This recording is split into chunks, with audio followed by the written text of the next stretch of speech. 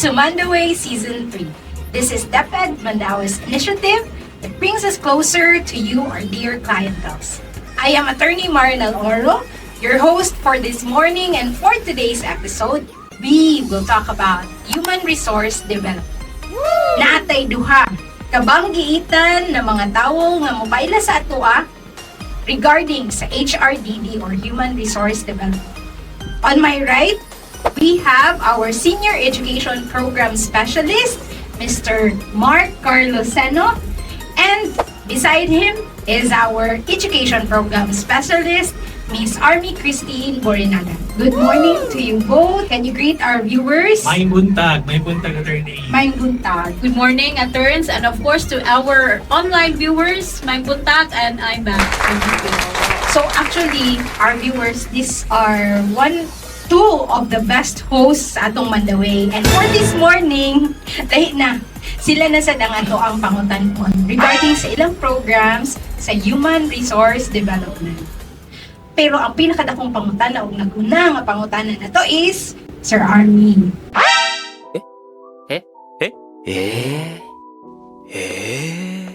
It's right. Miss Armi. Oh, Miss Armi! Sir Miss Armi, bitaw lagi. Bitaw. Oh, nga ni yun nino ka ng malibog yun ta, labaw na kung parihag yun kaswak ang competence o intelligence sa atong guest. Miss Armi, Sir I Mark. agree. Generous cases ni attorneys. Sige, tagang chance. Miss Armi, Sir Mark, unsa man dyan nang gitawag na ito nga Human Resource Development. From the word itself, attorneys, human resource, we are actually empowering our personnel, not just the teaching, of course, teaching, non-teaching, teaching-related personnel, to really get this professional development programs para sa ilang kalambuan as a professional. So, this is actually for their development no as employees of the Department of Education. Murag nga na siya. You've said a while ago, ang common perception dito sa tao when we talk about human resource development is training. Sakto ba na siya nga training rana or training ragyud na ang human resource development? Sakto siya training.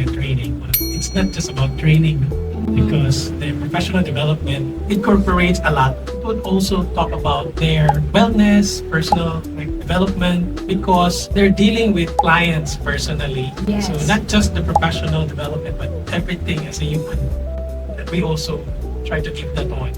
Part na siya. So, although training siya, but dili lang siya specific to kanang ilahang profession, but even as a holistic individual. Yes, that's right. That's Mga one ginang word. word, attorneys, Holistic. holistic. So, not only focusing on professional development, but of course, there are a lot of aspects na gitarget get for the human resource team in which ma-inculcate get to our personnel. So, kaning atong gitawag nga holistic development for individuals, kinsam sa ni nga mga individuals ang atong gitarget for our human resource development programs?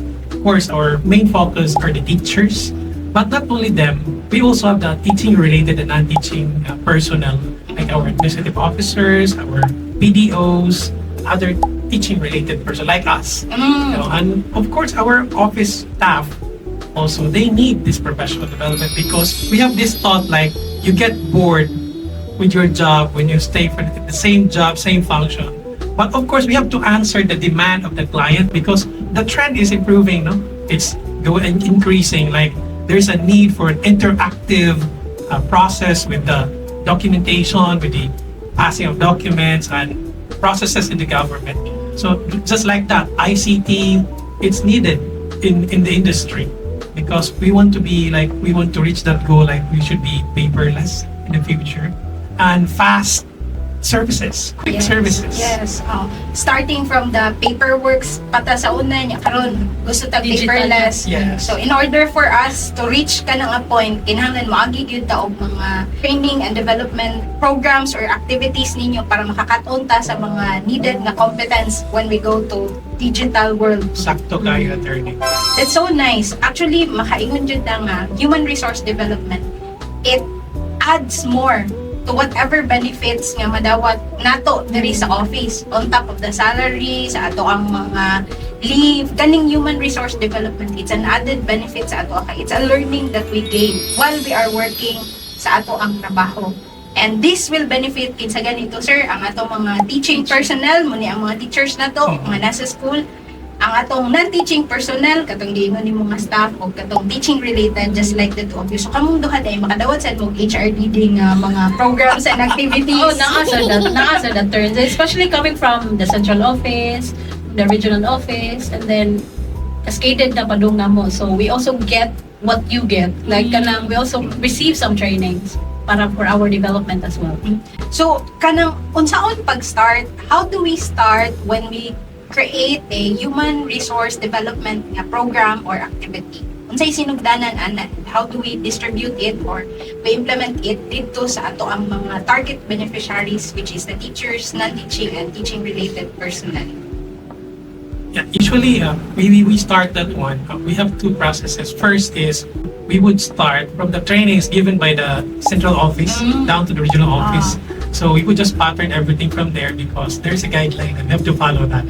So, The professional development plan. So si central office ang nagama ani nga program, Yes. kani nga training program, and then it is cascaded down. Yes. Okay. The other one, we can also create like a customized like professional development plans, like division-led. Like it is created by us based from the need, from the demand of the clients.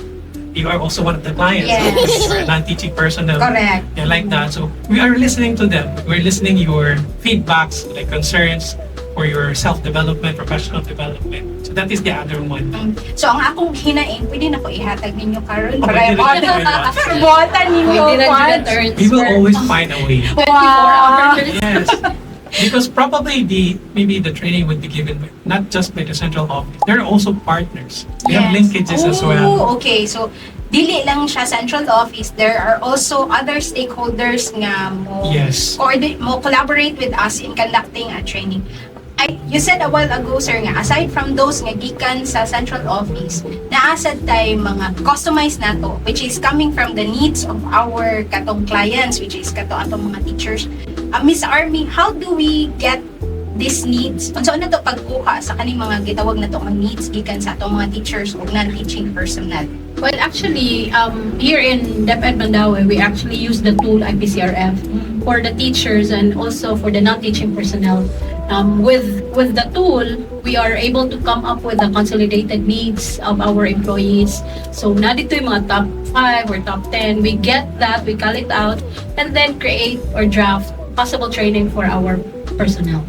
Okay. So, nastorya na to ang IPCRF. For those nga viewers na to nga wala kaila unsa ning IPCRF, daghan kay ning mga letters ang DepEd no, IPCRF, HRDD, unsa pa na ko ba? Please explain to them unsa ning gitawag na to IPCRF and unsay purpose aning atong IPCRF. Well, ang IPCRF, it stands for Individual Performance Commitment Review Form. So it's a form which would assess our teachers' needs and development in terms of their pedagogy, their styles in the classroom, daghan pa ng mga aspects which are included in the tool. So that's why it's kind of holistic, kay makita man dito ang mga training needs sa atong mga teachers, and at the same time, it is an avenue for us to really look for ways and means nga mo answer gid sa needs sa mga teachers. So, kaning IPCRF, this is a form wherein ang atong mga teachers i-evaluate sila and then they give feedback kung unsa ilahang mga kinahanglan, no? Yes. So from there, we draft, we create mga programs na to in DepEd Mandaway. Can you share with us some of the current na to nga mga programs and activities? Probably those nga coming from the central office plus those nga to ang gibuhat or gi-customize diri sa DepEd Division of Mandaway specifically. Sir Mark. First, we have the current one actually just recently concluded the school-based training for teachers for the revised K-12 curriculum. Actually, this is now the second phase for grade 2, 3, 5, and 8. And the other one, the last one will be coming probably this year or next year. That is a revised curriculum training because the teacher should know the revised one because we are curriculum-based. That is one of the backbones of DepEd. No, as a teacher, that is one of the best tool that he could provide their learners. So that was the recent one. It was spearheaded by the central office and then we go down to the division office. The other one, we have partnership linkages. It's the Yes, World Vision, World Vision partner. This is an NGO, di ba? Yes. Ah. World Vision is a big partner and has been with us, with Mandaway City. Wow. A good partner to our division. They partnered recently with us for the training for our teachers. Actually, they're training student teachers from colleges and high schools to train like students who cannot read. Oh. Yes, like that. And then they asked us to partner with them so that we could design the programs, design the training as So well. kita'y nag-design. Yes, we provided them the technical assistance, the professional development plans coming from our people, our supervisors in the respective subjects. And then we designed the plan together actually. So that is a good partnership, the linkages. And then we also included teachers, newly hired teachers from DepEd, so that they would also benefit from the program because it was fully funded by the World Vision. That's good. Speaking of funding, no? Where do we get the funds to conduct these activities? Usually. Of course, from the DepEd CO, central office, and then all get downloaded to the regional office down to SDOs. Oh, okay. So central office provides these funds. Kung itong gitawag nga HRD funds. Oh, HRD funds, daghang pang funds. Daghan pa siya mga other Daghan funds pa, of other sources. And then, katong gi-share ni mo sir no, nga naantay ka ng partners who fund our project. We design everything, but the partners are the ones giving the funds for us. When you make a training, unsay components nga apilaan na? Like, unsay mga resources nga kinahanglan ninyong i-prepare? Unsaon ninyo paggamaan ng specific nga training? For example, kanang sa division office, division-wide, unsaon ninyo pag-start ana nga, okay, makandakta ani nga training? Yes. First, I think we need to have a resource package. Kay tie up is just a training. If there's a resource package, then we are good to run a certain program. Pero dili pa na mawang mo complete sa program. Of course, we need to have a timeline, mag-set pa ta, and then we should tap experts, our supervisors. Dagang pa, Sir Mark, no? Yes. That's right. What you know? Unsa pa yung uban, sir? TRP, we call that one the, The training resource package. And actually, the training resource package are designed by the best people in the department. Because basically that is engine. If sasakyanan ko siya, that will make the program run. Sakto ba akong pagsagot when we talk about training resource package? Muna siyang murag module nga Yes, atong that's gamiton, right. muna atong That is the itudlo. learning material that we're using in the Ah. training for seminars and trainings. Then after anak, Budget. Yes, Of course, budget. the budget is very planning, important. and of course our participants. But we already have the participants. We already identified will be our target to train based from the again. I would go back to the IPCRF, from the M&E, and of course sometimes there are like demands. Like there's a clear demand. Like kinahanglan na tayo mag-training and okay, mo naman dyan kinahanglan sa industry. Just like for example, like I mentioned earlier, the ICT integration to our working place. Correct. That is highly needed naman no kay para pas yun ang proseso Yes, sa correct.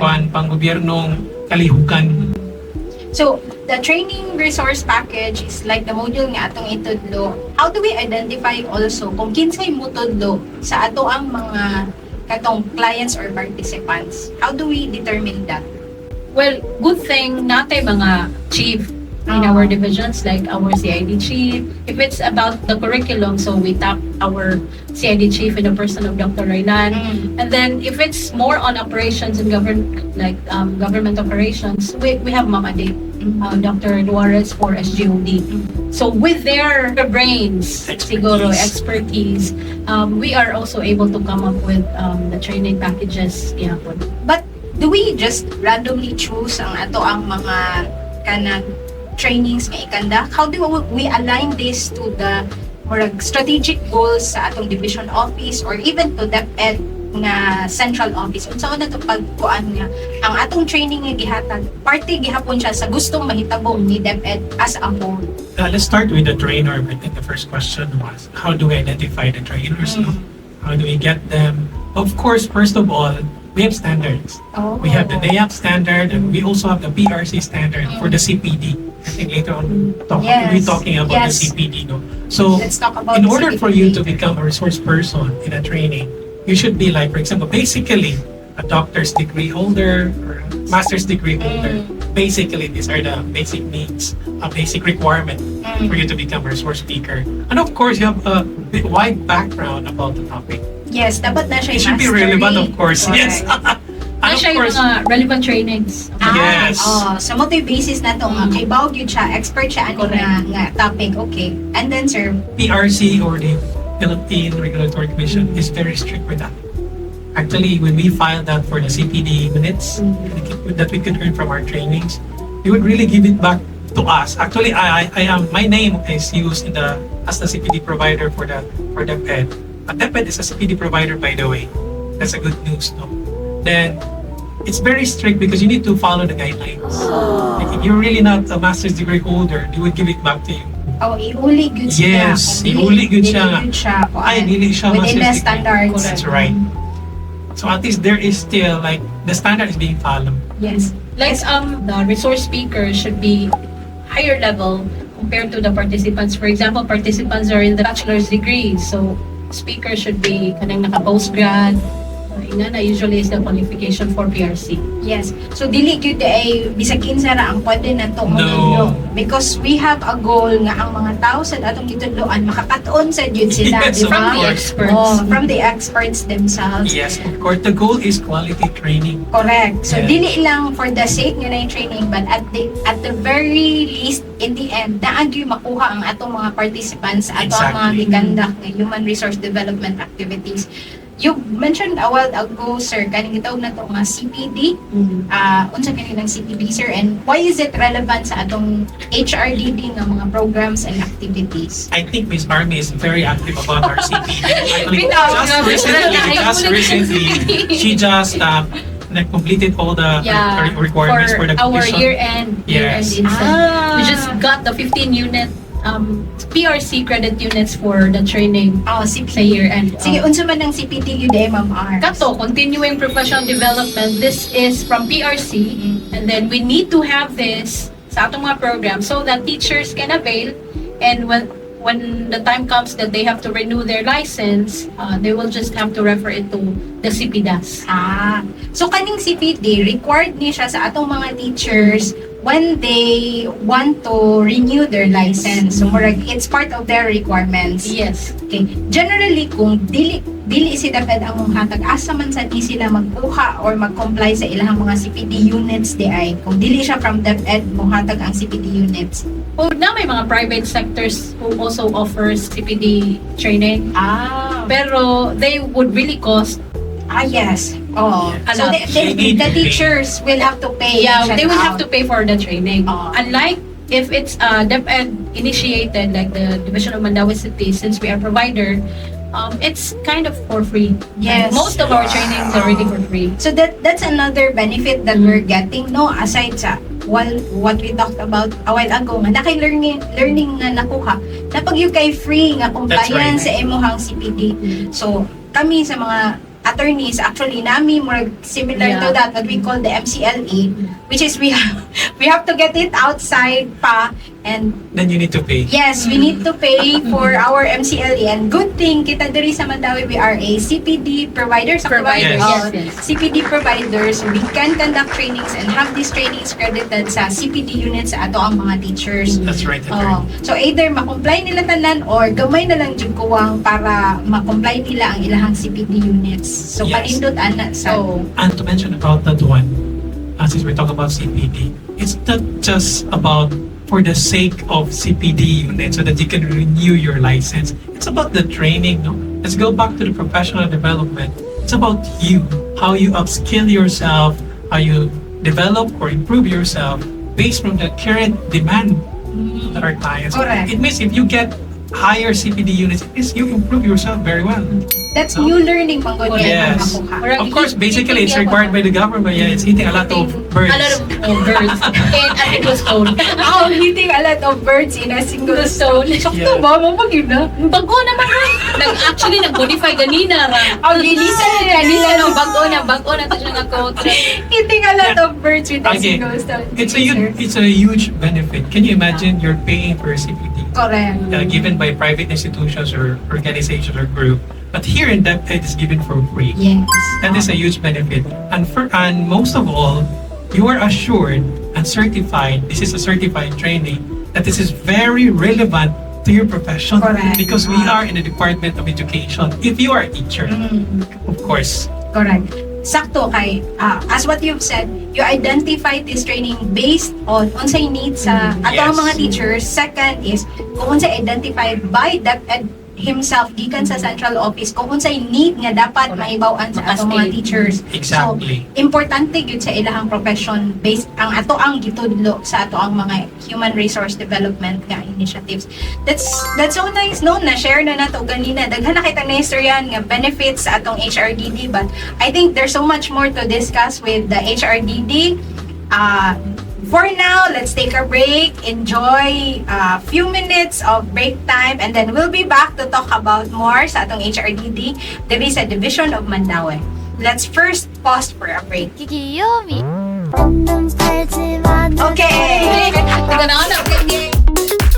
Short break. School-based training of teachers for the K-12 revised curriculum, Phase 2. June 12th to 14th, 2025.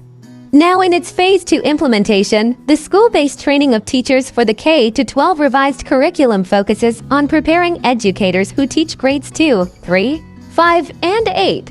This phase of the training emphasizes key updates, including refined learning competencies, the integration of 21st century skills, and the adoption of contextualized and inclusive teaching approaches. Through the concerted efforts of SDO Mandaway City, and in close collaboration with the School Governance and Operations Division, or SDOD, and the Curriculum and Implementation Division, or CID, this initiative is being effectively cascaded to schools across the division. The synergy between these offices ensures that technical support, content alignment, and operational management are in place for a smooth and meaningful training experience. Conducted at the school level, the training promotes professional learning communities, peer collaboration, and hands-on application of instructional strategies. These localized sessions empower teachers to be curriculum-ready and learner-responsive, enhancing their capacity to deliver quality, learner-centered instruction aligned with the revised K-12 curriculum. And we're back. And we're back. So, we have Sir Mark and Miss Armi talking about HRDD for this episode. Magpadayon ta sa atong mga pangutana kay daghantang gustong mahibaw-an nilang duha. Miss Armi, Sir Mark, any of you can answer this question. Lahi-lahi man jud og style sa pagkaton ang ato ang kada tawo, no? Like some, mas ganahan sila og visual, mas ganahan og learning. How do we incorporate these different learning styles when we conduct our trainings? We consider, again, I will mention about the M&E result, the monitoring and evaluation. That is very important in the training, no? That's why when you answer I think it's like a survey link right after the training or before the training, you have to answer from the heart. And what's really your opinion or experience on the training so that we would know how to improve it. Based from that, the result, we'll be using that result in the future trainings so that we would understand, for example, you don't like the lights, the ventilation, the food, the venue, the resource speaker, and everything, all the elements in the training are being considered so that we could improve, like we could give you better training in the future. So we based from that, from the M&E tool. This is a survey conducted every after training. It's like Evaluation. It's Yes. an evaluation form done every after training. So from that evaluation form, actually naka-answer ko ana sa una o usa ka evaluation form. Nag-attend ko og training. Giwan na ko sa mo.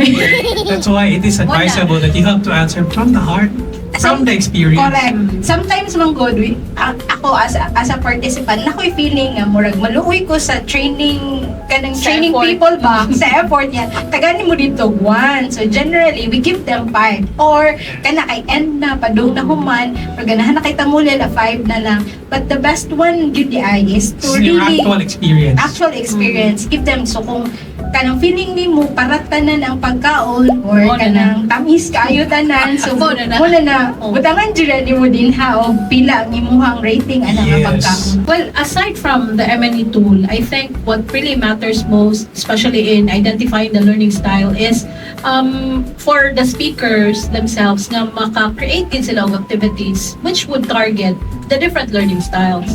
Like, for a certain topic, there's another activity. Mo target din siya for the multiple intelligences or the different styles of their participants, and then maybe in the next sessions that they will have, they will just adjust para mas mo cater gid siya for the different learning styles. Yes.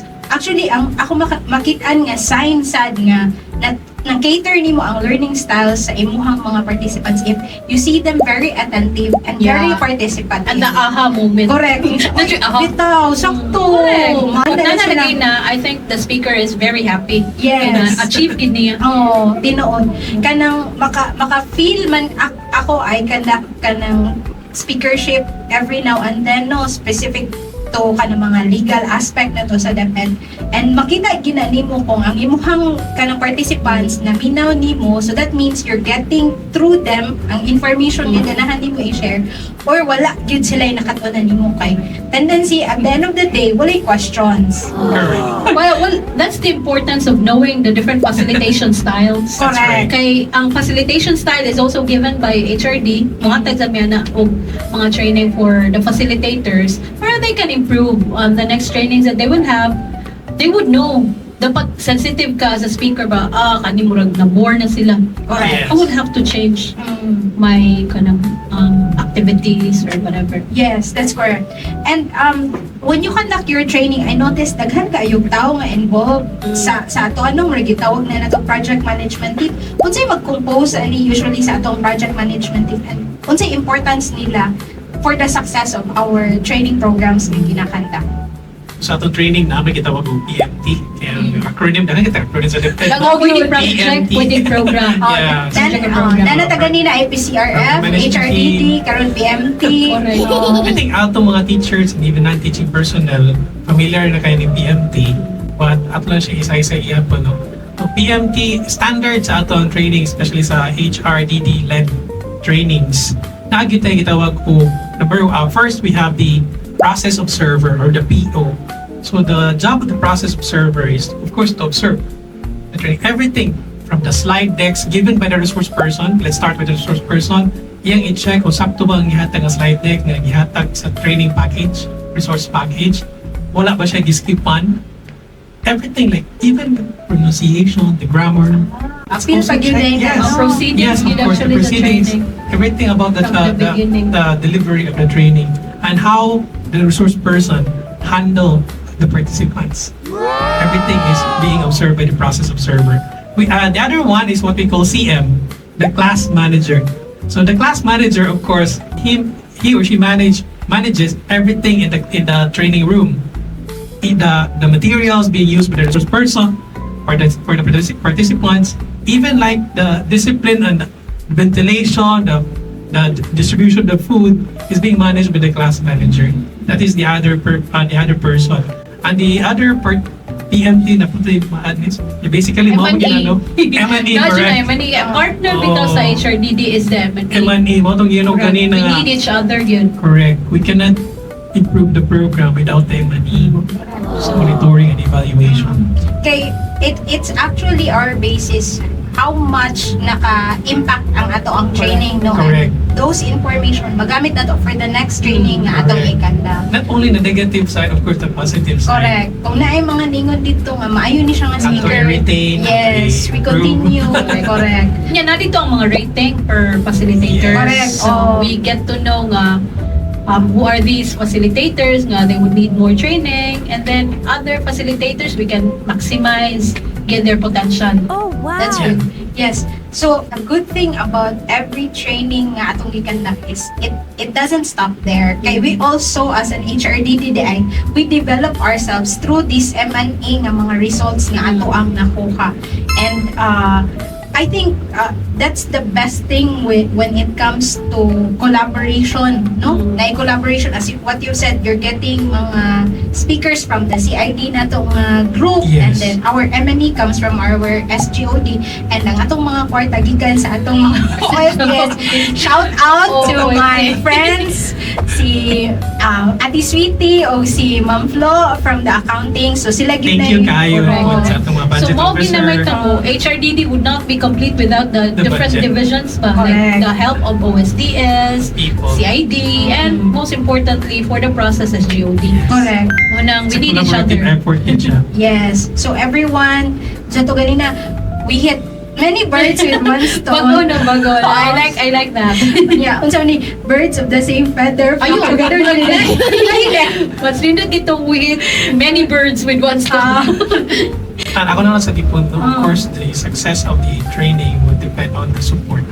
Of course, first is from our SDS, Correct. Sir Benito Dagatan, our ASDS, Sir Danilo, then our chiefs, down to our staff. Correct. Atong staff and even to the participants nga mag-attend. Kaya kung sila mismo, they're not open-minded. Yeah, that's right. Our school Oo. heads, participants, They- everyone is involved.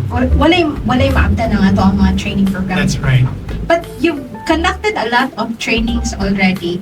What do you see as, not really major, but challenges nga inyuhang naagian while conducting your trainings or the activities of the HRD? Well, daghan kay turns.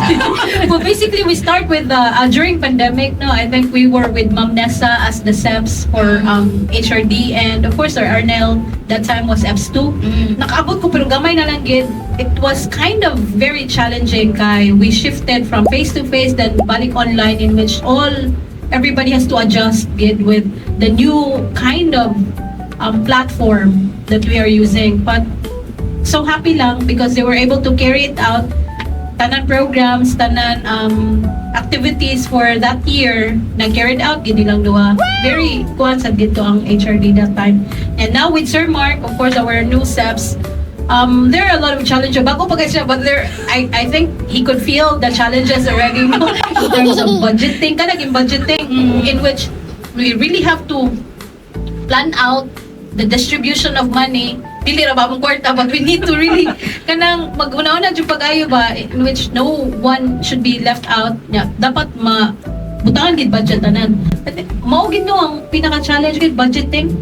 Kay Yes, we have procurement. the program already arranged, we have the PDP, but when in terms of budgeting, ana may masangit sa kay with a lot of budget, happy mi gamay, but with less budget, goal kayo. Yes, I think sakto si Ma'am Armi no nga. As much as we want to serve everyone, not everyone may be catered because of the limited resources that we have.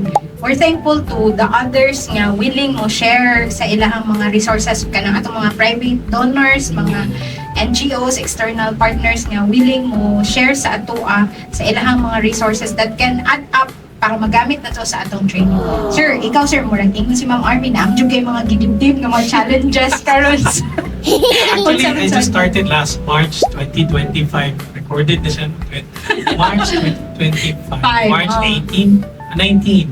So that baguhin ko yung ko sa HRDT, but I think with the system, I already know because I've been here for 2 years as a PDO, a teacher for 5 years. So that's yung background history na. But as a teacher, I also know the system well. So, ari sa HRDD, pag-abot na ko, puno na dyan ako, nalang kayo training. So, tinuod yun siya. Daghan yun di ay. Sometimes, we talk about challenges, napay training ang magsabong, no? Mag-uban sa usa ka date, magtanday ang siya. schedule. Of course, different participants, but kinsa man ang magkuhan, be it PME, ang manage, magtanaw sa training, so liso niya. Daghan tag-tao, pero yun dyan mag-cater ang tanan. So that is one of the biggest challenges Yes. actually. And then, the time management, actually, challenge po na siya na gitawag na to uninterrupted. Okay karon dili Uninterrupted teachers, Oo. classes. kay ang current nga mandate naman nato ron is we allow our teachers to enjoy their vacation. So muna nga Yes. naantay gitaw nga uninterrupted vacation period after sa end of school year. Plus when it comes to classes time, as much as possible, di sa ganahan nga i-interrupt ang atong mga teachers sa ilahang pagtudlo. That's right. Finding the time to insert ang atong mga HRDD nga mga programs is also a challenge due to That's right. concern. But anyway, our division, Mandaway City Division, has a huge initiative to answer this. Maybe we call this one challenges. We are still successful with our activities. Yes. Of course, from our SDS down to our staff. Correct. Na-manage gyapon sa yun na nahitabo ihapon ang training. Correct. Correct. Murag every training yun is a learning experience Yes. into the HRD unit. Yeah. Muna May lang yung, siya. muna yun yung HRD sa day, ma'am. Correct. Human Resource Development na lang. Correct. In every training, we learn a lot. Like, murag maka-anami, we have implemented this training last year, but still, lahi sa daw mo emerge na problem or challenge. Good thing is, we're still alive. Correct. We're so many alive. trainings that we have given, And we're then- still here. And we're able to accomplish all Yeah. as much as possible. Tanan na to nga naka-line up nga trainings for the That's year. right. And even kung kanusaan necessary siya, like for example, dapat naanag yun tayo inset before the start of the school year. Nakakandak ta sa atong inset. Naka-training ta sa atong new matatag curriculum, di ba? So, bisag unsa pa nang a challenge, magawas ra gyud na ato ang mga resourcefulness. That's right. Oh, Depende na siya no, sa kanang pagtinabangay sa usa-usa, Correct. cooperation. It's a collaborative effort. That's why I always mention about from our heads, SDS down to our staff, because we should be understanding. Understanding attorney. We're actually- thoughtful ta ka ng Busy ang masinapano, no? No nga, of course, kanang pitong magkarakara na tayo, mauni-mauna, but of course, mapatigbabaw gid ang kanang masinaptano na to nga character. Kay bawo man ta nga trabaho na ni siya ang work, but kana lang gid siya mapatigbabaw jud niya, professional ta, correct. then masinaptanon o there is always love. Okay. Touch by touch. Ito natin itawag sa NEA. Okay. Anyway, NEA or the National Educators Academy in the Philippines is a adapted na institution that Kanang give niya. trainings. So sila mo'y Tie up, nasa tie up. baba. Tie up with them. Tie up And with them. ang meaning atong letter P sa NEA kay N ato narito E, M, A is for Ambag. ambag, P is pag-ibig. Wow. In everything we do in that there should always be love or pag-ibig, Like, no? kanang the training that will be given, you should From love the it heart. kay para kuan. Yes. It's easier for you to cascade. It's just not like we don't have a choice, but this is it. You don't have to love it, but you will love it. Correct. Kaya yung gugma, no? Gugma sa trabaho. Nakalimot ko di man data host. Gugma ko ng trabaho. Malagi, manggawas yun ang pagka-host. Bisag unsaon, that's kanang natural na yun sa atong mga duha ka guest this afternoon. And you're seeing these are two people who are managing our trainings, and you see their kanang competence and character yun. And that's why si DepEd Mandaway, lagi siya mga nindot nga trainings nga gikandak because we have these two people with us. Nastorya ni Ma'am Armi ganina ang innovations. What do you think if ever wala pa nato na implement nga innovation? Unsay mga innovations nga gi-implement na nato o ganahan tang i-implement within our HRD programs in DepEd Mandaway? Ang first gid nga innovation na mga turns for this year is we have a new SEPs. Unya, this new SEP actually made a mini website for Wow. HRD. So you can, ihatag na later atong website. Now you can check it out. Narito ang mga upcoming trainings. There are also materials maybe posted in the website. So you can access it. Mao sa na innovation for this year. Hopefully, other innovations such as the way in handling trainings, uban pa, hopefully we can cascade no? Everything niya. So far mo to, ang website is the pinaka-innovation gid sa among unit. Correct. Ang ato ang website actually is called Microsite, no? It's powered by Google. But I partnered with Sir JP.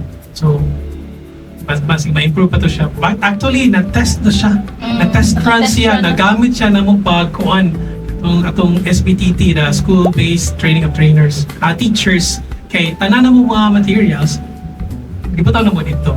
So that everyone, because we have 3 different venues. We have many venues for the training and it's very hard to manage actually. So we rely on online communication. So that website like bridge the gaps, no? Na lagyo kay sila, layo kay namin the division, maglayat-layat mig mga venues sa training, so ina na siya kahektik ang schedule o ang lugar lagyo-lagyo. So we need technology. That is what I mentioned earlier. Nalang dito mga brain.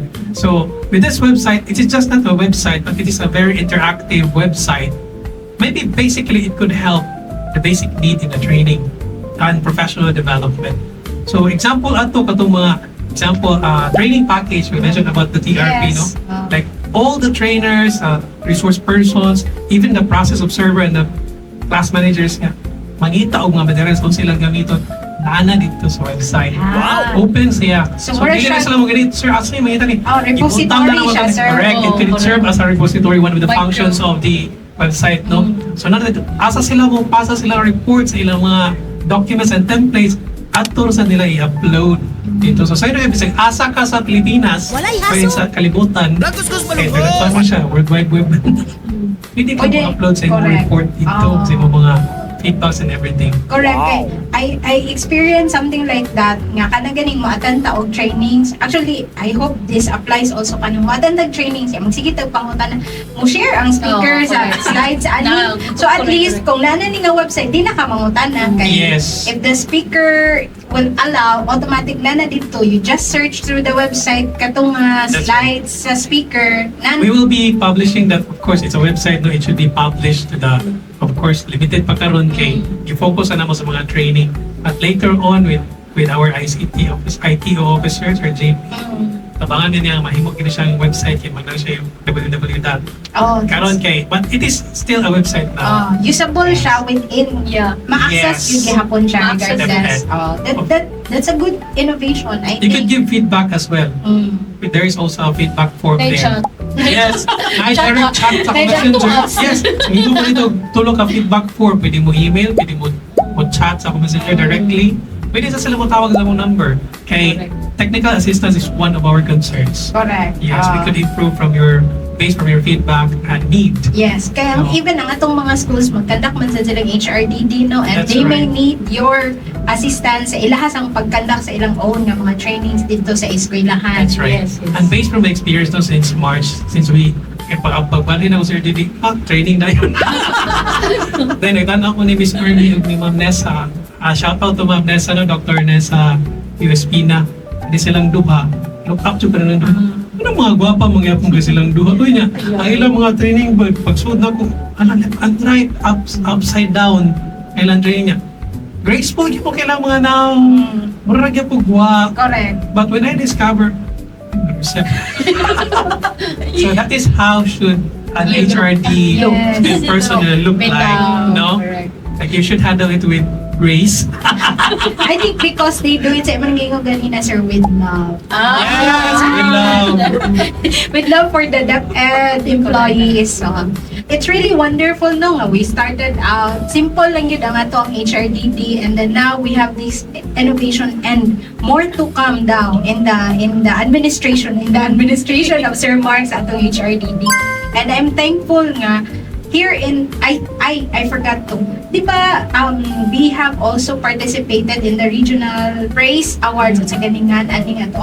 Awards and OPI. recognition. Oh, OPI, Outstanding Program Implementer. If I'm not mistaken, you won ba, Ma'am Arms? Oh, sa time nila ni Ma'am Nessa, Wow. they actually And worked for actually, L&D and Yes. ng TIP. Yes. The teacher Daghan induction siya tao program. winner, daghan tao mga awardees sa Mandaway. Correct. No, and that is one of our programs as well, the rewards and recognition. Correct. Because Mandaway City Division is a very competitive division. We have maybe not just bringing the best, but we are the best. Yes. That's our mantra in DepEd Mandaway. And with that, I'm so thankful sa atong duha ka mga guest nga previously host Teresa Mandaway. Salamat, Miss Armi. Thank you. Sir Mark. Would you like Salamat. to say something to our viewers? Maybe a few reminders regarding HRD or any other announcements you'd like to give them regarding sa ato ang mga human resource development programs in Mandaway? Miss Armi? Well, laban lang yun for me, no? With all the trainings that you will be given, always have a positive mindset para nindot atong una-una ba when it comes to training. And hopefully, you stay stuck kay nami upcoming training which will be on July. It's the Division Assessors Training. It's intended for the school head and of course one master teacher na mo cater gid for the reclassification process. Sir Mark, would you like to add? I think that would be all. Short and sweet. Ano kayo mapun? Short and sweet na lang statement ni Sir Mark kay kuan na siya. He will be with us sa ato ang HRD nga programs. So sa ihan ng gingon, look forward to the website to Sir No nga naay Yes. kanang chat option. So kung naamoy mga concerns, issues sa HRDD, pwede rin dyan mo chat ni Sir Mark dito. Pwede ka kung ang katunglaban lang nga message ako para sa Tony Mark? Para sa'yo ang laban na to. Sir Mark niya, hopefully. Ay, maubag. Ako na siya malaman na ni Miss Armi. Asa man na ka? Secret! And then, Laban lang today. so, kanang laban lang yun diri sa DepEd Mandaway. And with that, we end our episode for today. Thank you again sa ato ang mga viewers diri sa Facebook, DepEd Tayo Mandaway na Facebook.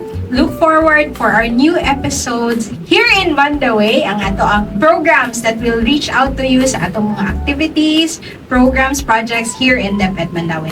Salamat sa atong duha ka guest this afternoon, si Miss Armi o si Sir Mark. Again, thank you so much. And salamat sa atong mga viewers who watched this episode of Mandaway. O balik kami diri sa programang puno sa kasayuran o pagkaton kini ang Mandaway Season 3. Kaysa Mandaway, daghang pamaagi. Ano ba? Tadain mo, nagkana-anak.